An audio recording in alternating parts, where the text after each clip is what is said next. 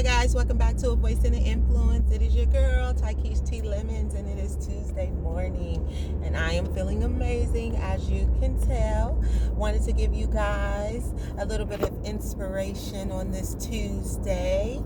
I was listening to something yesterday that really spoke to my spirit, and what I heard was that a lot of people are not holy. Sorry guys, the camera went that way. But a lot of people are not holy because they're not whole.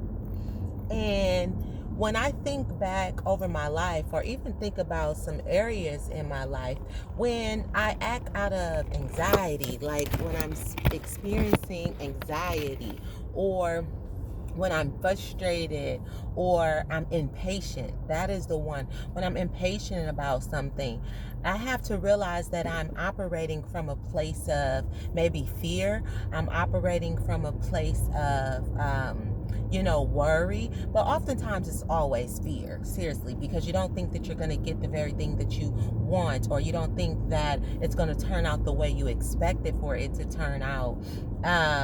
So you operate from a place of insufficiency.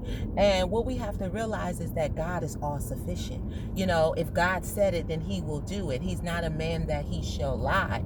But the problem is that we don't rest in the assurance of God. We depend on our own abilities and our own talents and strengths to get things done. And so what happens is, when we come up against our limitness, our limits, because we all have those, it gets us to go back to that place of fear and begin to make choices that hinder us because we're operating from a place of insufficiency. But when we depend on God and we rest in his assurance, and we know that we can do all things through him that strengthens us, and we know that our steps are ordered by the Lord, and that people could mean things for evil, but God meant it for good, and that he will work all things out for those that love him, then we operate from a place of wholeness. And when we operate from that place of wholeness, it gives us the ability to be holy. You know what I mean? To show grace and mercy to other people, to wait patiently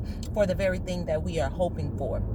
And I know a lot of this sound like, okay, yeah, but how do I get that to work in my life, right? And that is what I want to start speaking on, more practical things, because I realize that a lot of times when people don't read their Bible, and when people, sorry, motorcycle going by, and people don't have a close-knit relationship with Christ, that sometimes the word of God, it doesn't fall on good ground. It falls on rocky ground, and the enemy comes and snatches that word from the person before it even resonates with their heart. But however, when you talk about practical things, sometimes people can grasp it and understand the concept, or get the revelation a little better than they would if they had that close-knit relationship with God.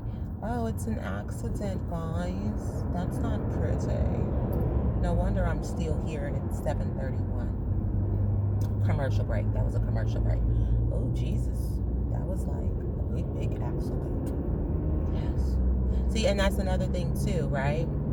So let's use the analogy of an accident, right? Perfect example. So let's say you have to be at a certain destination at a certain time, and because there's traffic, you're in the car, you're complaining, your energy is running high, all of these thoughts are going through your head about how you're not going to make it on time, how you're going to be late, how all of these different things may occur from the fact that you're in traffic. But the truth of the matter is that, God, I trust you. God, you know what? Maybe you're trying to keep me from an accident. Maybe you want me to arrive at a certain time because I'm going to come into contact with the person who's holding my blessing. See, it's all about perception. It's all about resting in the peace of God. When you rest in the peace of God, you are assured to receive the very thing that you are hoping for. Okay?